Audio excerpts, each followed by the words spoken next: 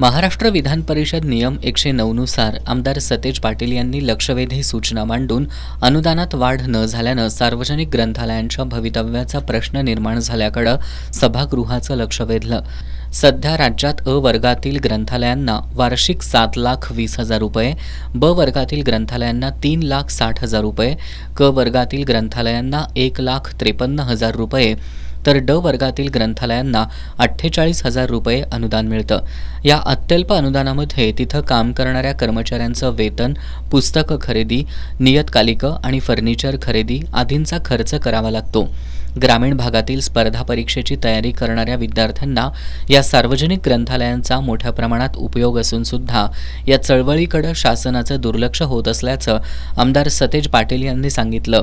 गेल्या काही वर्षात राज्य सरकारनं नवीन ग्रंथालयांना परवानगी दिलेली नाही. त्यामुळे लोकसंख्येच्या प्रमाणात राज्यातील ग्रंथालयांची संख्या अपुरी असल्याचंही त्यांनी सांगितलं. आमदार सतेज पाटील यांनी आपल्या लक्षवेधीद्वारे ग्रंथालयांना शासनाच्या वित्त आणि नियोजन विभागाकडून ग्रंथालयांच्या विकासासाठी निधीची तरतूद नसल्याचं तसंच जिल्हा नियोजन समित्या सुद्धा ग्रंथालयांना निधी देण्याबाबत उदासीन असल्याकडे सभागृहाचं लक्ष वेधलं.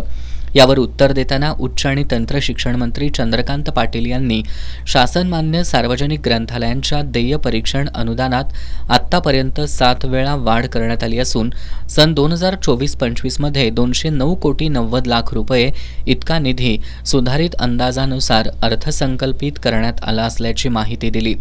महाराष्ट्र सार्वजनिक ग्रंथालय अधिनियम 1970 आणि सुधारणा नियम 2012 मधील तरतुदीनुसार ग्रंथालय सेवा देण्यास अकार्यक्षम ठरलेल्या 993 शासनमान्य सार्वजनिक ग्रंथालयांची शासन मान्यता रद्द करण्यात आली असून त्याऐवजी 993 पात्र ग्रंथालयांना शासन मान्यता देण्याचा प्रस्ताव विचाराधीन असल्याचं नामदार पाटील यांनी सांगितलं.